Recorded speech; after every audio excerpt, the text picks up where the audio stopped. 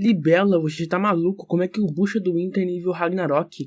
Libelo leigo. Eu vou ver o vídeo do Shake da Eternal. Eles são muito mais inteligentes que você, seu leigo. A citação do capítulo 4 diz que os 13 deuses da lista são os mais fortes do reino celestial. Você vai contra o mangá? Vai contra o cânone? Hein? Calma, meu povo, calma. Antes de vocês me matarem nos comentários, antes de fugirem, peço humildemente a atenção de vocês e, no fim, a sua opinião. Quando mencionei esse tema de vídeo com meus amigos e colegas, recebi uma reação mista, mas mesmo assim aqui estou fazendo o que eu acho que é certo, porque é assim que um homem deve agir, seguindo o seu coração. Vamos do começo. Esta citação do capítulo 4, logo após Brunhilde ver a lista dos deuses e humanos que vão lutar, é bem importante. Ela vê a lista e diz: nossos guerreiros, que em breve serão chamados de os matadores de deuses, os 13 Einherjars. E por fim, o narrador diz: os 13 deuses mais fortes do reino celestial e os 13 matadores de deuses. Sim, essa citação do capítulo 4 pelo narrador a respeito da lista dos escolhidos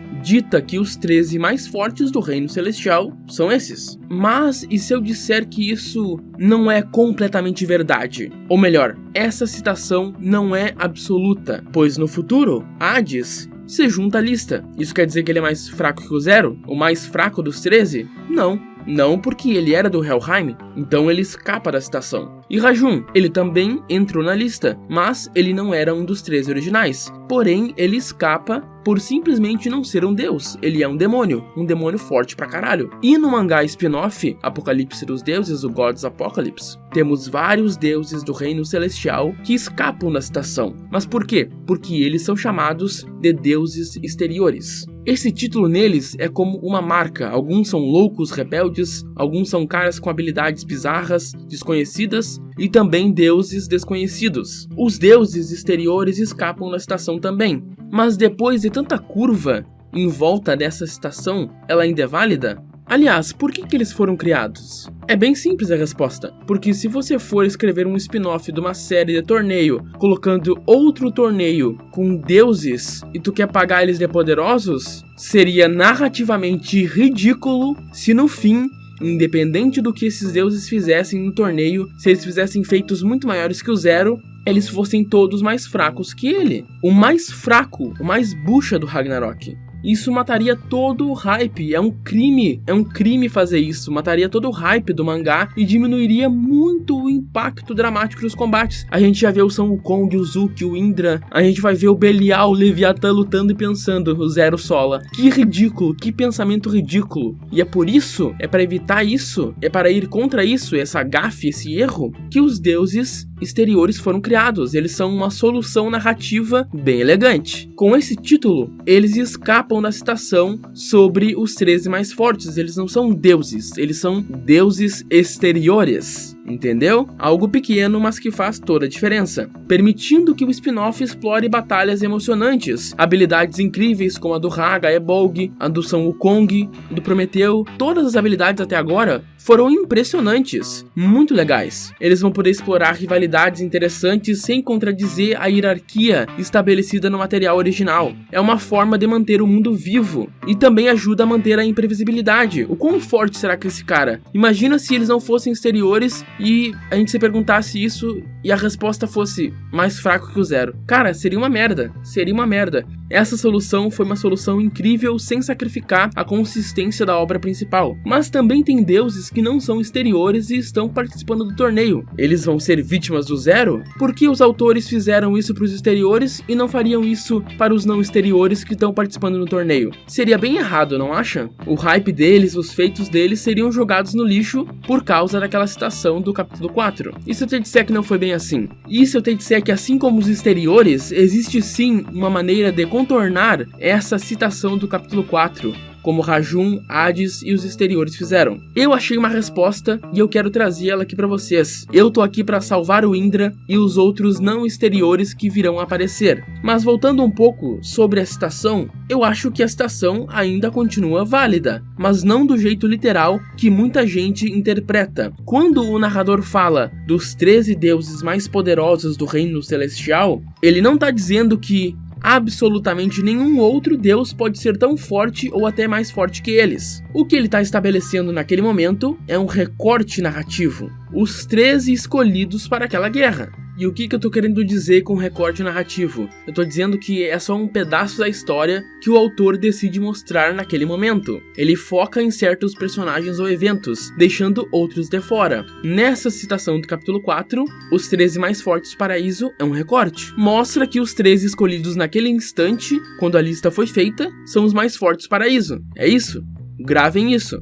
O exemplo do Hades prova isso. Ele não estava na lista porque simplesmente não fazia parte do reino celestial. Ele não estava na lista porque simplesmente ele não atua no reino celestial. Ele está sempre no Helheim. Mas quando ele entra, a narrativa não está preocupada em contradizer o que foi dito antes. Ela só mostra que existem zonas de exceção, figuras que estavam fora do quadro inicial, mas que ainda assim são monstros em nível de poder. O mesmo serve para o Rajum e para os deuses exteriores. Todos eles não anulam a frase, mas sim mostram que o narrador falava dentro de uma perspectiva limitada. Então, no fim das contas, a citação ainda é válida, mas com a condição de que a gente entenda de que ela se aplica ao momento que aquela lista foi criada. Seria um erro interpretar isso como se fosse uma verdade absoluta e imutável sobre todo o mangá, quando já foram apresentadas várias exceções. 5, se contar o headcanon da fandom que o Hermes não foi escolhido porque é o braço direito dos Zeus. E ele não quer arriscar que o seu queridinho morra, né? Mas enfim, o headcanon não conta, só quis colocar aqui como uma piada. Mas muita gente acredita nisso e eu também, tá? Mas continuando, futuramente é introduzido os deuses primordiais, que possuem um portrayal para serem muito mais fortes do que qualquer outro. Eles literalmente criaram a porra do universo. O narrador onisciente fica como daí? Quando os deuses primordiais entram em cena, eles trazem um peso narrativo diferente. Não são só deuses dentro do reino celestial, mas entidades de uma ordem muito mais antiga com um status acima dos demais.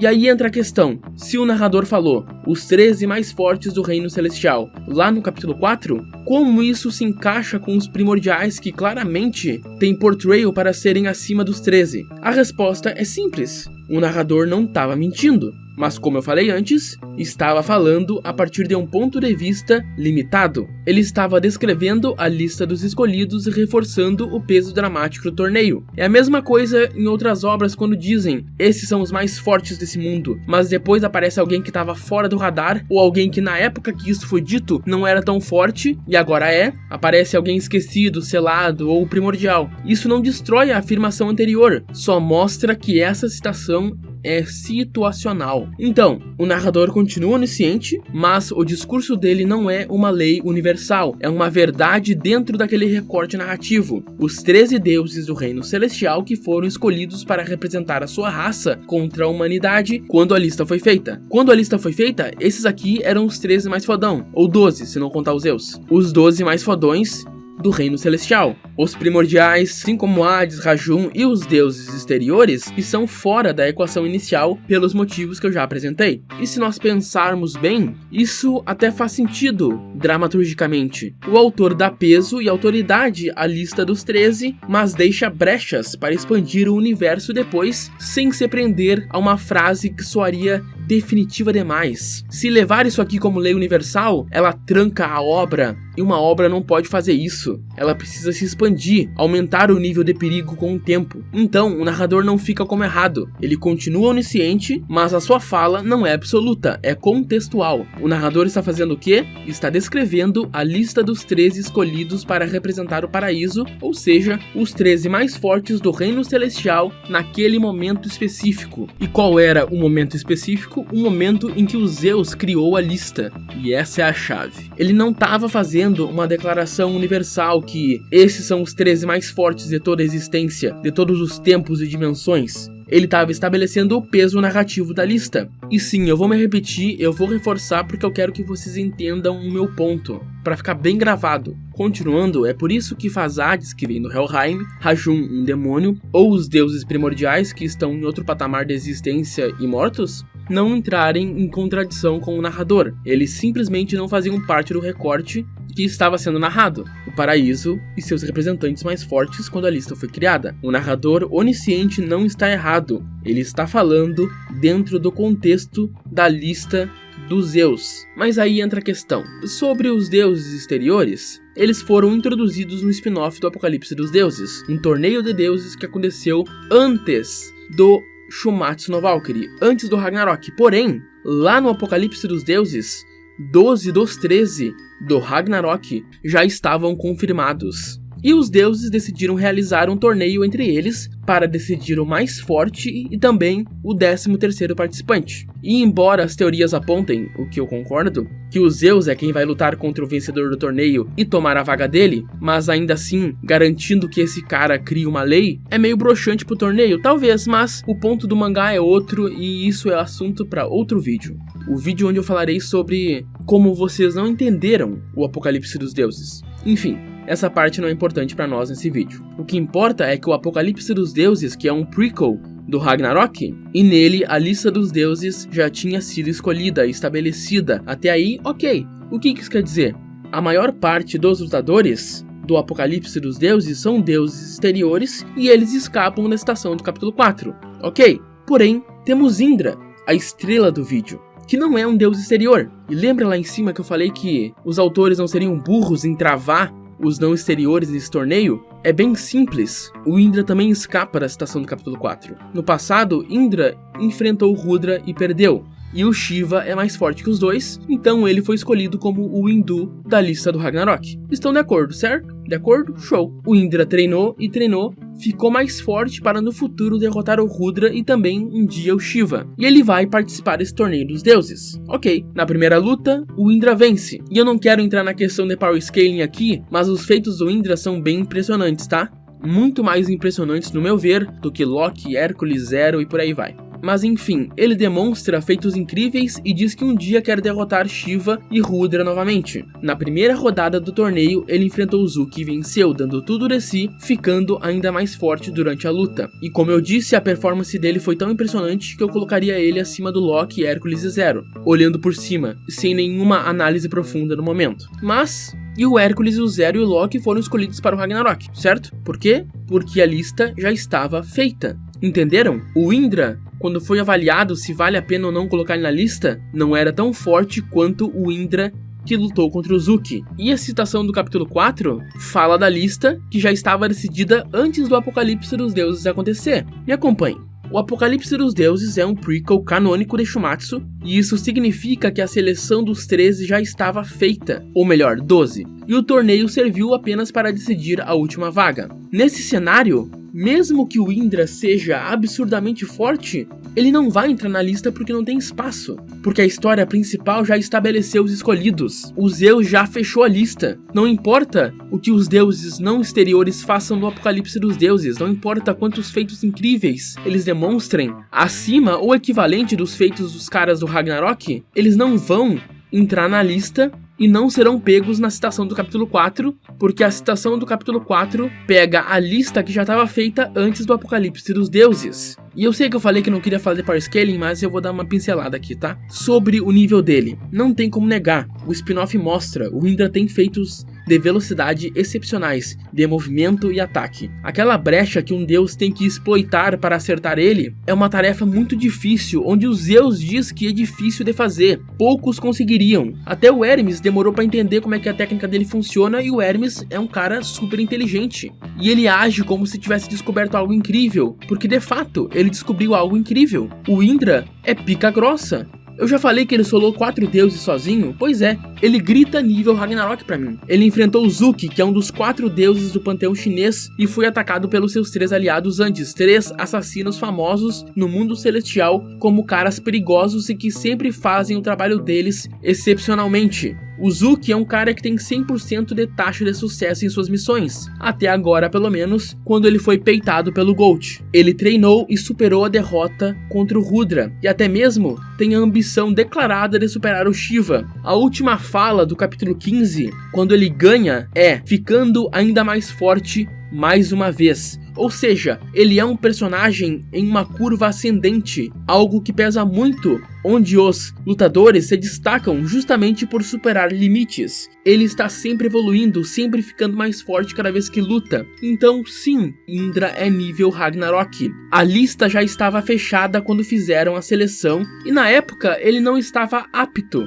mas agora ele está. A lista é sobre poder, mas o poder presente naquele momento da história quando a lista foi criada. E eu vou reforçar isso quantas vezes for necessárias. Vocês vão comentar, nossa, que chato, Libela, já entendemos. Que bom, é pra entender essa porra. Ou seja, quando Zeus divulgou a lista do Apocalipse, Indra simplesmente não havia batido a meta. Mas no Apocalipse, ele bateu. Ele ultrapassou. O torneio do spin-off mostra o quanto ele cresceu. E é aí que a gente pode afirmar que ele se torna nível Ragnarok. Mesmo que não esteja oficialmente na lista, porque mais uma vez, quando a lista foi feita, ele não estava no nível suficiente, agora ele tá. A lista dos 13 é sobre o poder absoluto dentro do paraíso naquele momento. Eu, narrador onisciente, falava no contexto da lista, e quando a lista foi feita, antes do Apocalipse, antes de deuses como Indra e outros não exteriores que virão aparecer, mostrarem que são mais fortes do que antes da lista ser feita. É simples. É assim que os autores fizeram para não colocar o desenvolvimento do Indra e outros deuses não exteriores no lixo.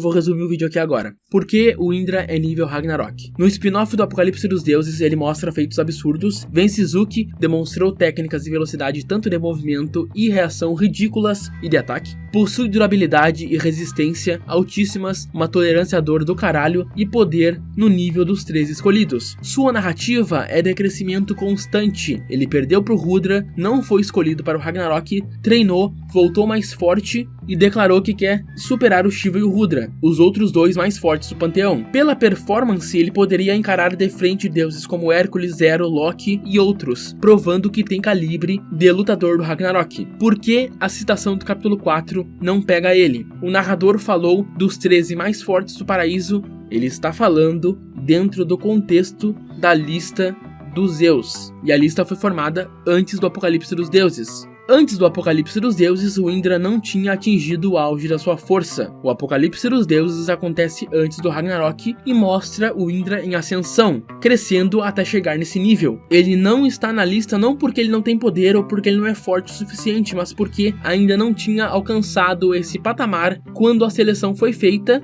e o narrador onisciente fala da lista, e a lista foi feita antes do Apocalipse dos Deuses. É isso!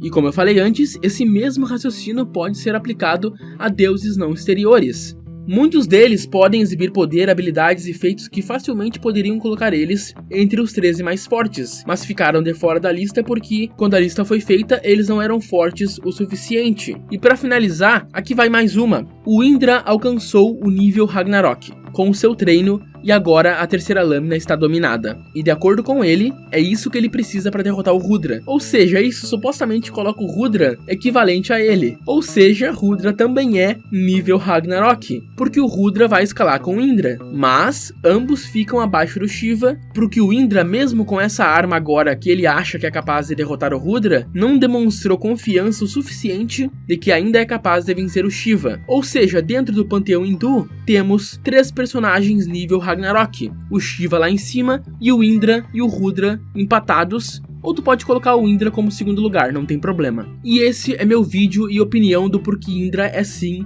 nível Ragnarok. Se vocês quiserem, eu posso ir para o scaling mais a fundo e analisar o Indra contra outros deuses como Zero, Hércules e Loki que eu falei aqui, ou até outros humanos. Mas é isso aí, se juntem ao Discords, hypem o vídeo, se inscrevam no canal, compartilhem o vídeo para espalhar a palavra do Apocalipse dos Deuses. Os não exteriores não são pegos pela citação. Espalhem essa palavra, mostrem esse vídeo. É isso aí, valeu!